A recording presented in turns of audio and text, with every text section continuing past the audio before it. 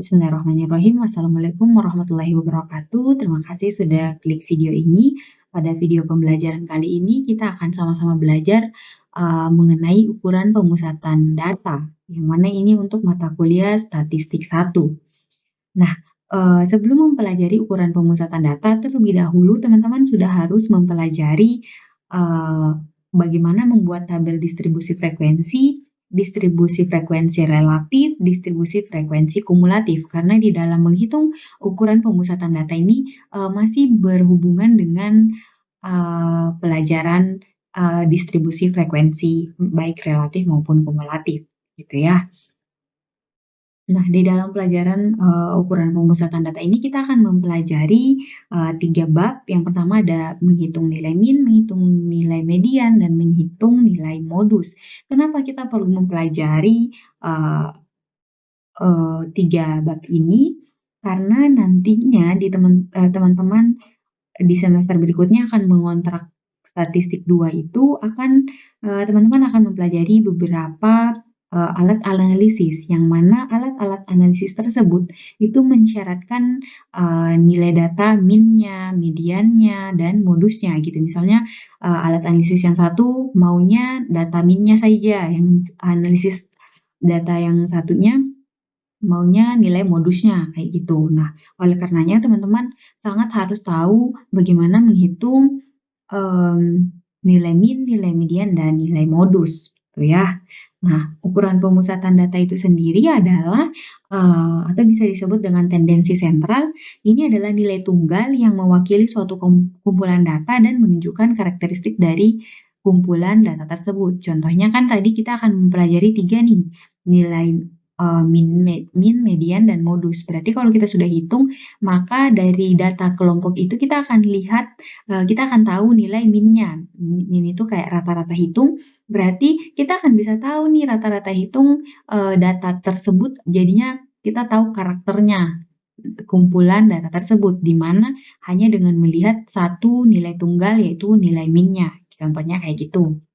Nah, untuk jenis-jenis ukuran pemusatan data itu sendiri sebenarnya ada, tidak hanya 3 yang akan kita pelajari itu, tapi ada 8 gitu. Yang pertama ada rata-rata hitung atau min, yang kedua median, yang ketiga modus, yang keempat ada rata-rata ukur, yang kelima rata-rata harmonis, ada kuartil, desil, dan persentil, gitu. Nah, tapi yang paling sering, yang banyak-banyak analisis data, alat analisis gunakan atau butuhkan atau syaratkan adalah yang 3 ini yang paling banyak disyaratkan oleh alat-alat analisis, yaitu min, median, dan modus ini, gitu. Oke, yang pertama kita akan menghitung bagaimana itu min atau rata-rata hitung. Nah, rata-rata hitung ini sendiri atau min itu adalah nilai yang diperoleh dengan menjumlahkan semua nilai data dan membaginya dengan banyaknya data. Ya, sangat simpel aja ya. Jadi min itu adalah jumlah nilai seluruh data atau sigma X, simbolnya sigma X. Sigma itu artinya jumlah ya, jumlah keseluruhan X berarti gitu. Dibagi dengan banyaknya data. Banyaknya data ini disimbolkan N. Kemudian rata-rata hitung dari populasi diberi simbol mu. Sedangkan rata-rata hitung dari sampel diberi simbol X bar gitu. Maksudnya di sini kalau misalnya teman-teman punya penelitian itu menggunakan populasi, bukan sampel, tapi keseluruhan penelitian yang teman-teman ambil untuk diteliti berarti itu kan populasi tuh. Nah, berarti, yang min itu, simbolnya diganti menjadi mu. Kemudian kalau misalnya penelitiannya teman-teman pakai sampel, berarti min itu diganti dengan simbol X bar gitu. Ini cuma pergantian simbol kalau teman-teman pakai populasi ataupun pakai sampel gitu ya. Tapi tetap rumusnya sama, yaitu min sama dengan jumlah nilai seluruh data atau sigma X dibagi dengan N atau banyaknya data. Contohnya kayak gini, kan data itu ada tunggal, ada berkelompok kan. Nah, kalau contohnya min untuk menghitung rata-rata hitung, data tunggal yaitu jika terdapat data sebagai hasil penelitian sebanyak N data, yaitu X1, X2, X3, sampai Xn, maka rata-rata hitungnya adalah X bar sama dengan sigma X dibagi N. Sama aja ya kayak tadi, cuma diturunkan yang lebih simpel supaya teman-teman gampang lihatnya gitu. Nah, X bar yang di sini X bar yang di sini maksudnya adalah berarti teman-teman pakai sampel gitu. Kalau misalnya teman-teman pakai populasi tinggal diganti simbolnya mu, tapi rumusnya sama-sama saja gitu. Karena banyak penelitian itu menggunakan sampel, makanya di sini Ibu kasihnya X bar gitu ya. Yang mana rumusnya sigma X atau jumlah nilai data dibagi dengan N, yaitu banyaknya data. Kita langsung saja ke contoh ya. Nah, dari persamaan di atas, maka untuk menghitung nilai min atau rata-rata hitung data tunggal hanya dengan menjumlahkan nilai seluruh nilai data dan membaginya dengan banyaknya data. Kita masuk ke dalam contoh, gampang sekali. Jadi contohnya data tunggalnya itu ada 7, 6, 3, 4, 8, 8. Tinggal dijumlahkan semuanya. Dari penjumlahan 7, 6, 3, 4, 8, 8 ini didapati totalnya adalah 36. Sedangkan banyaknya data itu artinya banyaknya data ini 1, 2, 3, 4, 5, 6. Berarti ada 6 data. Berarti tinggal 36 dibagi 6 kan? Karena sigma X, sigma X jumlah dari nilai data dibagi dengan banyaknya data. Berarti 36 bagi 6 sama dengan 6. Berarti minnya adalah 6. Gitu ya. Itu untuk menghitung min untuk data tunggal. Bagaimana untuk menghitung min untuk data yang berkelompok? Nah, jika data telah disusun dalam bentuk tabel distribusi frekuensi, lagi-lagi teman-teman harus bersahabat dengan tabel distribusi frekuensi karena kedepannya semuanya diawali dengan tabel distribusi frekuensi untuk data-data yang berkelompok ya. Di mana F adalah frekuensi, XI adalah titik tengah kelas interval ke I, maka rata-rata hitungnya dapat dihitung dengan rumus X bar sama dengan sigma Fx dibagi sigma F gitu ya. Nah, dari persamaan di atas untuk menghitung nilai min ini atau rata-rata hitung data berkelompok, maka perlu dihitung terlebih dahulu jumlah hasil kali dari frekuensi dengan titik kelas interval KI ya.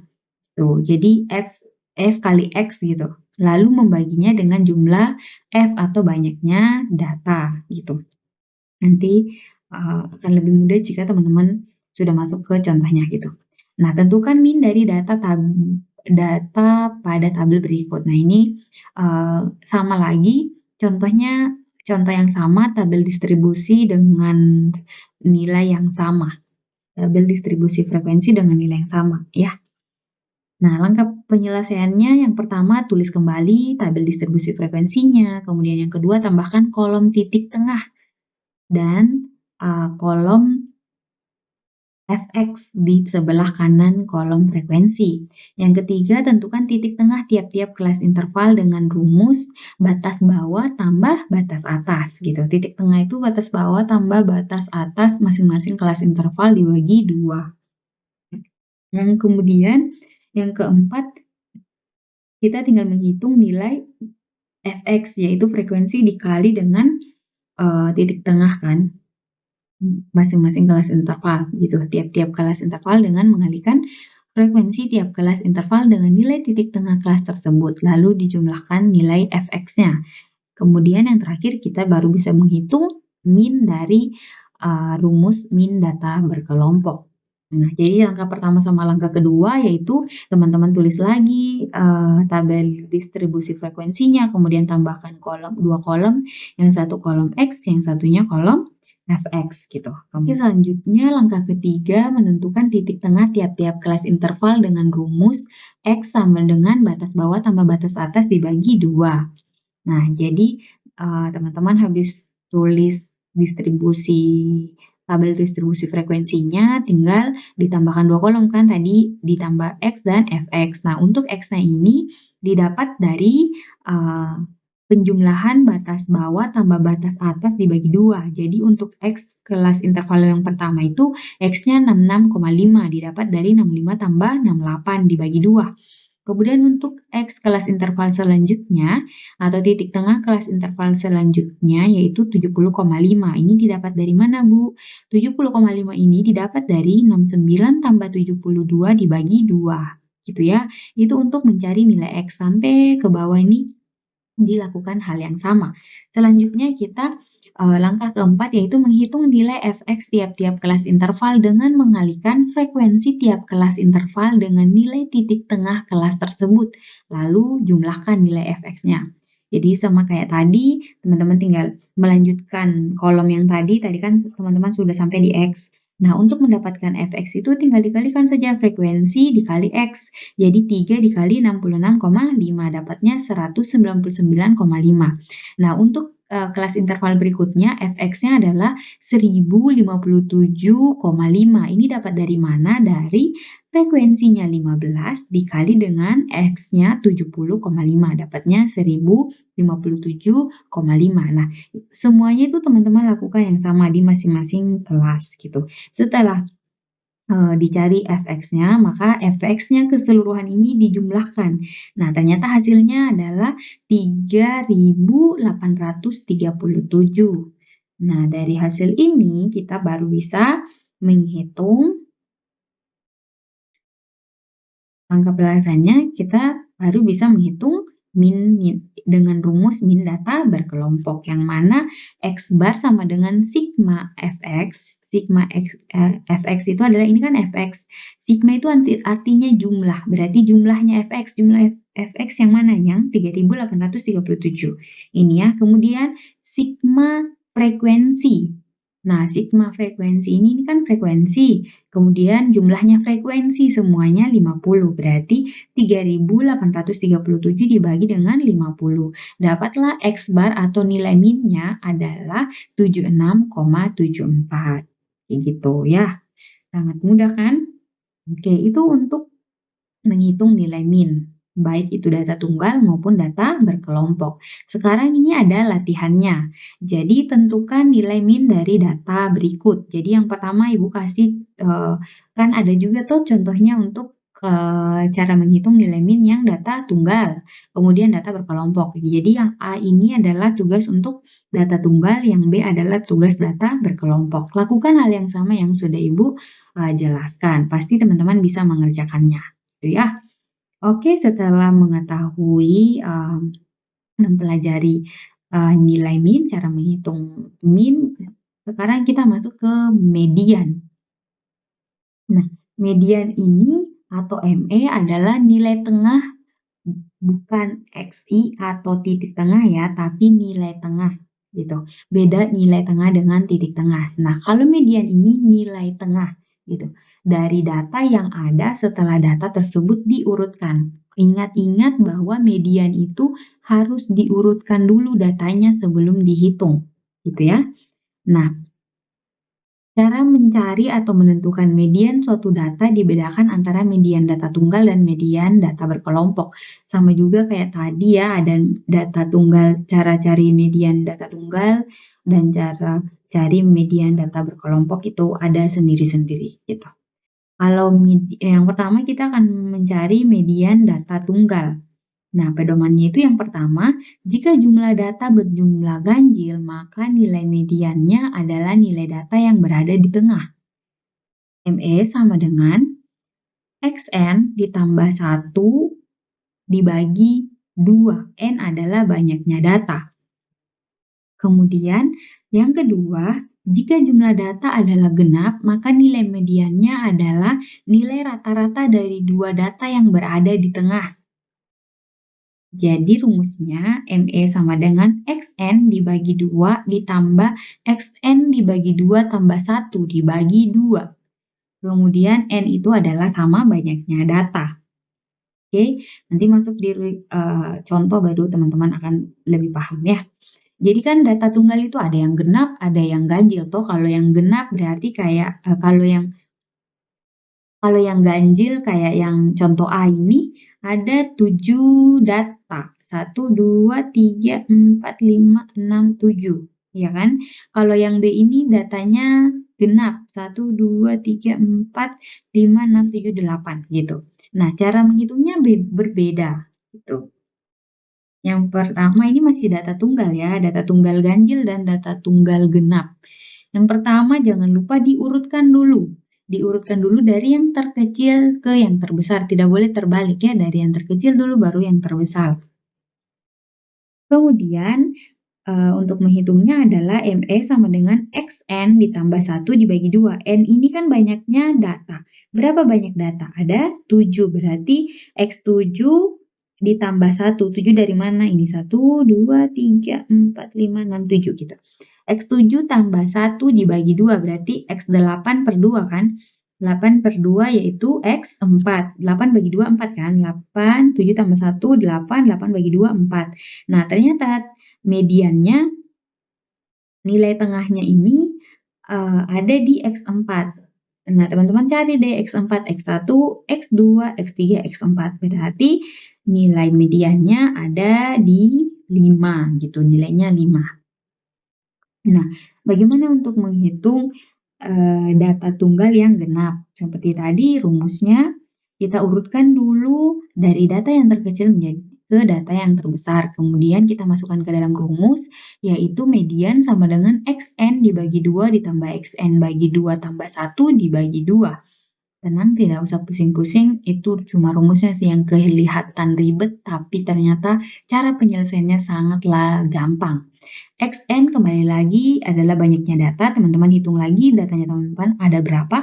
1, 2, 3, 4, 5, 6, 7, 8. Ada 8 data, berarti X8 dibagi 2 ditambah X8 bagi 2 tambah 1 dibagi 2. Perhatikan cara menyelesaikannya, jangan jangan kali-kali silang langsung ya.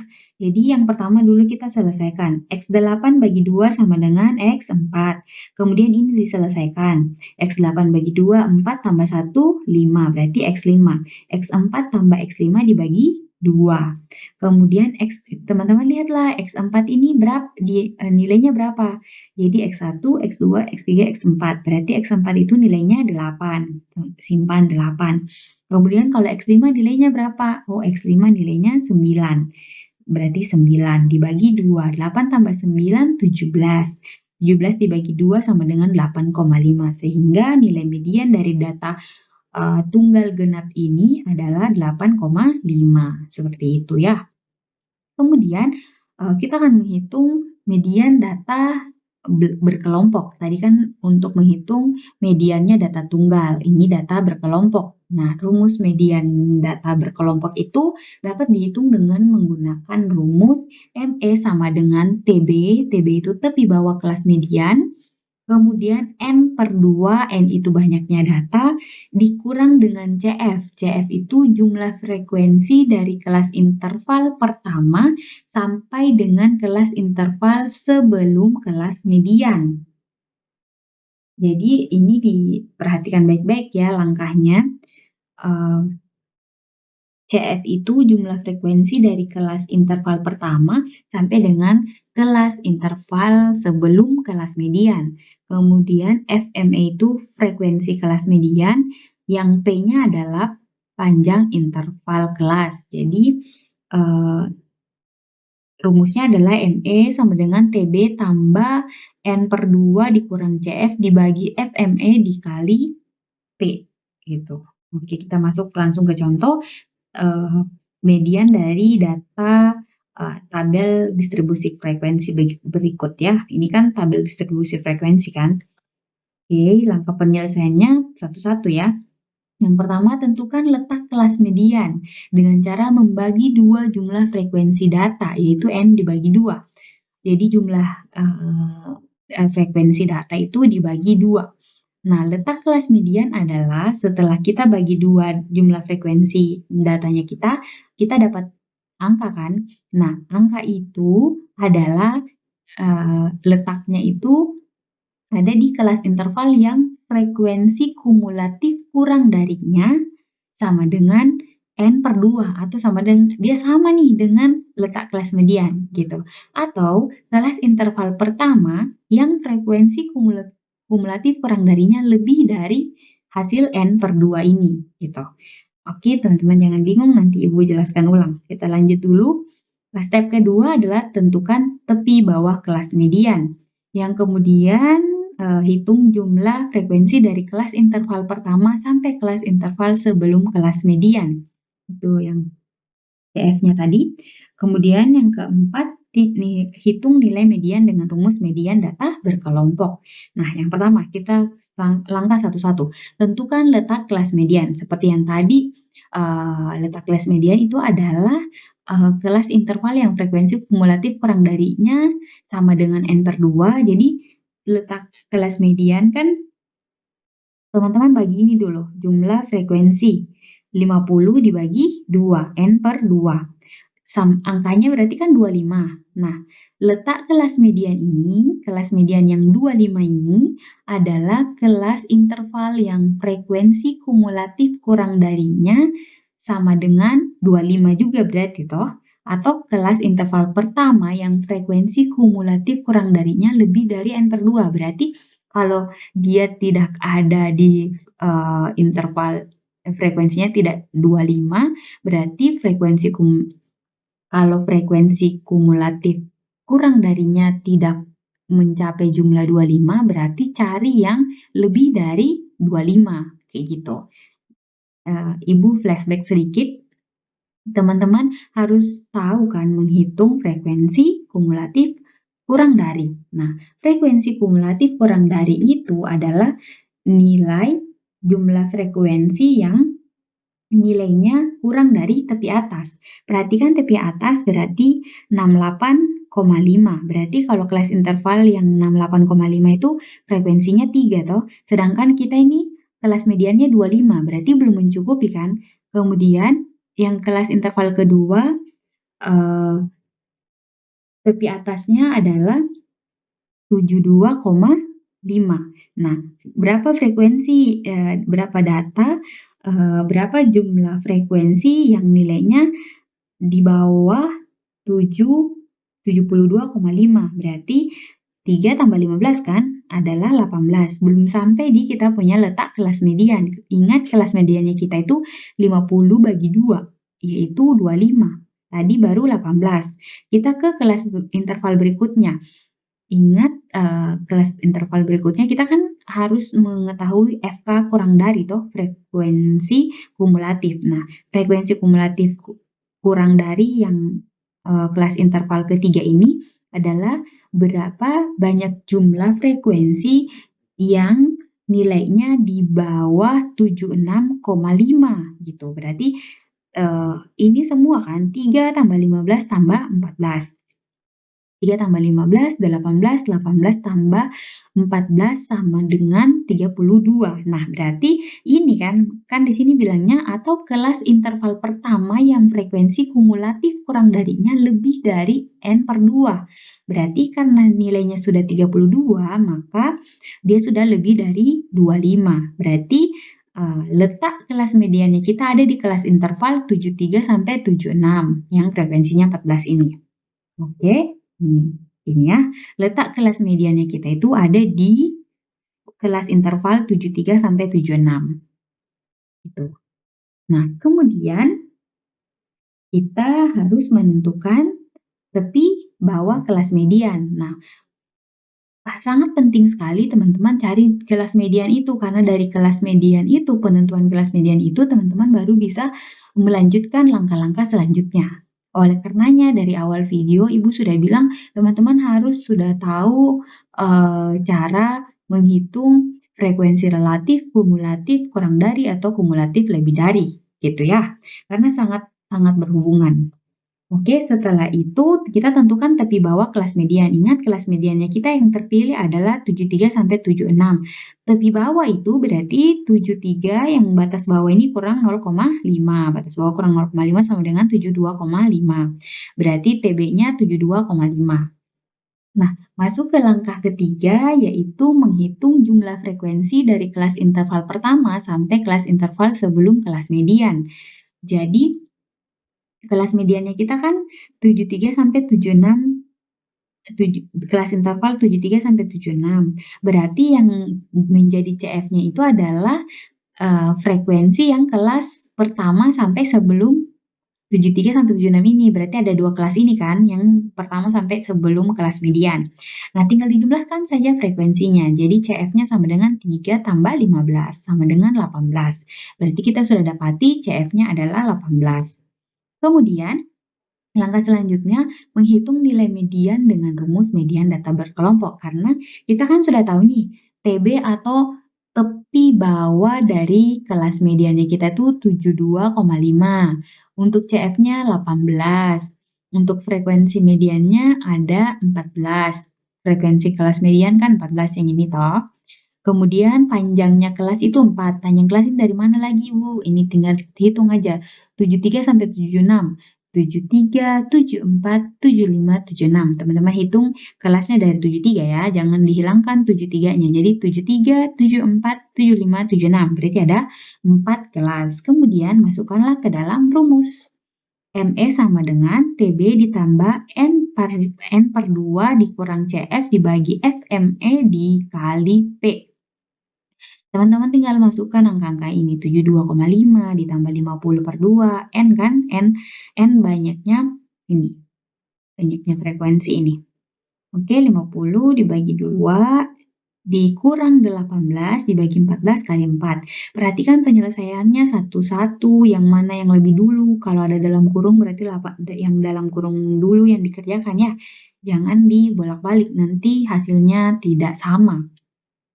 Jadi diturunkan lagi 72,5 ditambah 50 bagi 2, 25 dikurang 18 dibagi 14 kali 4. Kemudian 72,5 ditambah 25 kurang 18 berapa? 25 kurang 18, 7.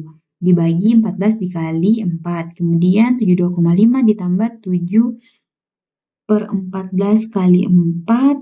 7 bagi 14 itu 0,5 ya. Berarti 72,5 tambah 0,5 kali 4. Nah, perhatikan kalau ada seperti ini berarti yang 0,5 kali 4 yang duluan dikerjakan ya. 72,5 ditambah 2 baru dapatlah mediannya, nilai mediannya adalah 74,5. Berarti nilai median dari data berkelompok ini adalah 74,5. Begitu, paham ya? Nah, ini ada tugas lagi. Jadi setiap bab itu Ibu kasih tugas. Jadi teman-teman punya tugas akan ada 3 di materi ini gitu. Nah, jadi yang pertama tentukan yang teman-teman punya tugas kedua ini tentukan median dari data-data berikut. Jadi seperti tadi ada data yang tunggal, ada yang genap gitu ya. Kemudian distribusi untuk data kelompoknya, tabel distribusi frekuensinya seperti ini. Jadi silakan dikerjakan tugasnya dengan baik.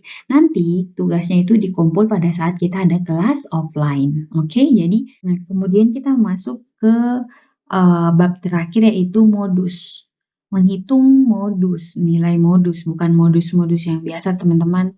Mungkin ada yang dimodusin terus di PHP-in gitu, bukan ya. Ini nilai modus suatu data. Itu adalah nilai yang paling sering muncul dalam data atau nilai yang paling banyak frekuensinya. Nah, sejumlah data bisa saja tidak mempunyai modus atau unmodal. Kalau mempunyai satu modal, ada juga yang mempunyai satu modus. Itu namanya unimodal. Ada yang 2 modus, namanya bimodal, atau lebih dari 2 modus yaitu multimodal. Kemudian untuk menentukan modus ini dibedakan juga antara data tunggal dan data kelompok. Nah, modus data tunggal ini paling gampang yaitu data yang frekuensinya paling banyak. Berarti itu sudah modusnya gitu. Nah, tentukan modus dari data-data berikut. Yang pertama, kedua, 3, 4. Jadi contohnya itu ada 4. Jawabnya yang pertama itu tidak ada modus atau unmodal. Yang kedua ini ada satu modus kan, yaitu nilainya 4. Ini modusnya 4, yang mana biasa disebut dengan unimodal. Yang ketiga modusnya ada, yang C ini modusnya ada 2 kan, ada 4, ada 7. Yang nilainya yang muncul tidak hanya satu kali gitu. 4 dan 7 ini namanya bimodal. Yang keempat atau yang D ini dia multimodal karena modusnya ada angka 4, angka 7, dan angka 11. Kalau yang A ini kan semua angka dia munculnya sama-sama satu kali saja gitu. Dia tidak muncul, contoh kayak yang B ini kan angka 4-nya munculnya 4 kali, karena kan modus itu nilai yang sering muncul gitu. Kalau cuma sama-sama 1 kali berarti tidak ada modus gitu. Kalau yang B, C, D ini ada masing-masing ya. Oke. Nah, bagaimana kalau modus data kelompok? Nah, modus data kelompok ini ada rumusnya yang yaitu MO sama dengan TB tambah D1 dibagi D1 tambah D2 dikali P. Yang mana MO itu adalah modus, TB itu tepi bawah kelas modus, kemudian D1 itu selisih frekuensi kelas modus dengan frekuensi kelas sebelumnya. Kalau D2 selisih frekuensi kelas modus dengan frekuensi kelas sesudahnya. Kemudian P itu adalah panjang interval kelas. Nah, kita langsung masuk ya ke contoh ini, contoh data berkelompoknya, distribusi frekuensi data berkelompoknya. Langkah-langkah penyelesaiannya yang pertama, tentukan letak kelas modus, yaitu kelas yang frekuensinya paling besar. Jadi, tidak seperti median yang menentukan kelasnya saja sudah sangat agak beberapa step gitu ya. Kalau untuk modus, tinggal yang paling banyak frekuensinya itulah kelas modusnya gitu. Yang kedua, setelah menentukan kelas modus, kita tentukan tepi bawah kelas modusnya. Kemudian kita hitung nilai D1, yang mana D1 itu adalah selisih frekuensi kelas modus dengan frekuensi kelas sebelumnya. Kalau D2 berarti selisih frekuensi kelas modus dengan frekuensi kelas sesudahnya. Yang terakhir, kita sudah boleh menghitung nilai modus dengan rumus modus data berkelompok. Nah, yang pertama, tentukan letak kelas modus. Yang paling banyak frekuensi yang mana? Paling besar frekuensinya adalah 15 kan, berarti kelas modusnya kita itu ada di kelas interval 69 sampai 72 yang frekuensinya 15. Tuh, itu letak kelas modus. Setelah itu kita tentukan tepi bawah kelas modus. Perhatikan tepi bawah adalah batas bawah dikurangi 0,5, berarti 69 kurang 0,5 adalah 68,5 gitu. Itu tepi bawah kelas modus. Kemudian kita harus menghitung nilai D1. D1 ini dari mana? Selisih frekuensi kelas modus dengan frekuensi kelas sebelumnya. Perhatikan kita punya kelas modus kan di 69 sampai 72 yang mana frekuensinya 15. Kalau D1 itu selisihnya frekuensi kelas modus ini dengan frekuensi kelas sebelumnya. Berarti 15 kurang 3. Itu selisihnya. Nah, ya kan 15 kurang 3 sama dengan 12. Berarti D1 ini 12 karena selisih antara frekuensi kelas modus dengan kelas sebelumnya. Kalau D2 berarti selisih antara frekuensi kelas modus dengan frekuensi kelas sesudahnya. Berarti 15 kurang 14, dapatnya 1. Gitu. D2-nya 1. Kemudian panjang kelasnya juga sama 4. Dari mana? Dari 69 sampai 72 itu panjangnya berapa? 69. 70, 71, 72. Ada 4 toh? Jadi ada 4 kelas. Setelah kita sudah dapat nilai-nilai ini, barulah kita masukkan ke dalam rumus modus. Yaitu TB tambah D1 dibagi D1 tambah D2 dikali P. Nah, tinggal kasih masuk saja. TB-nya 68,5 tambah D1-nya 12 dibagi D1 12 tambah D2 1 dikali 4. Kemudian dijumlahkan seperti biasa. Ini lebih mudah ya. 68,5, kemudian 12 tambah 1, 12 dibagi 13 dikali 4. Pokoknya teman-teman jumlahkan seperti biasa saja karena ini cuma tambah-tambah aja. Kemudian kerjakan yang 12 bagi 13 dulu. 12 bagi 13 teman-teman angkat simpan saja 2 sampai 2 angka di belakang koma ya. Pastikan ini panjang 92 sekian-sekian gitu. Tapi simpan saja 2 angka di belakang koma. Baru dikali 4. Jadi diselesaikan dulu nilai yang sebelah kanannya. 0,92 kali 4 dapatnya 3,68. Berarti modusnya adalah 68,5 ditambah 3,68 sama dengan 72,18. Berarti nilai modus dari data berkelompok ini adalah 72,18. Paham ya? Nah, ini adalah latihannya lagi. Tentukan nilai modus dari data berikut.